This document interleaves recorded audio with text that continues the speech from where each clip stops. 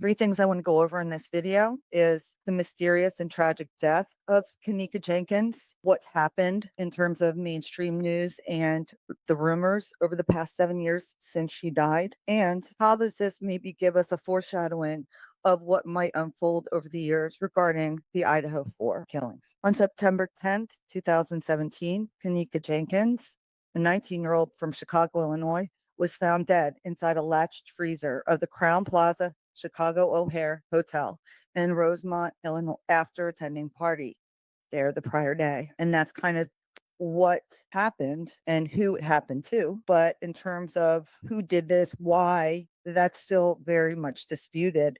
It was ruled accidental by the coroner. They stated it was hypothermia she ended up in a freezer due to confusion.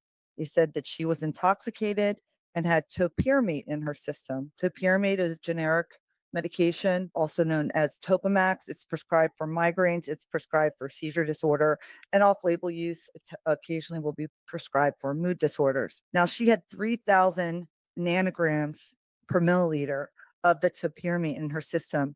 This is not a toxic dose at all. In fact, if it were to be therapeutic, it would be too low. So I just question if perhaps someone thought they were something other than what they were and had her take them. She took them because she was partying that night. I don't know if we'll ever know. However, the topiramate mixed with the alcohol. Now, her vitreous humor gave back a blood alcohol level of 137, which, to be honest, isn't really that high. So that is not a big deal with the topiramate.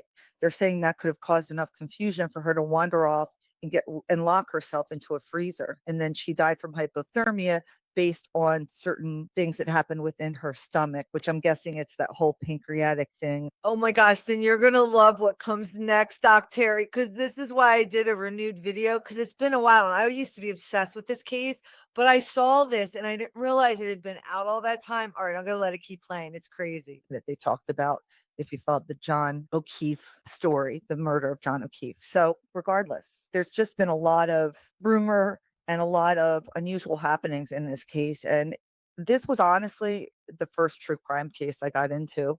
It was even before Alex Murdaugh. So I watched hours and hours of footage with this.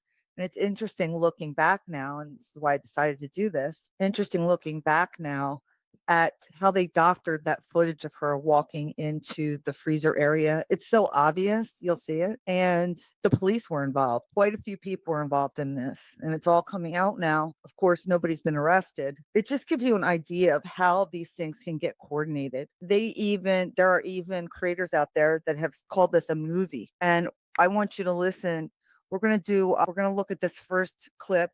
This was done 7 years ago by someone trying to talk about what happened there. There was another man named Zach TV who was going into the streets of Chicago interviewing these gang members and such, and was getting very close apparently to some of the things that were going on at this hotel, and he ended up dead. He ended up getting shot at an intersection. They never figured out who did it. So very sad. And this happens sometimes in these cases when you get too close to some type of ring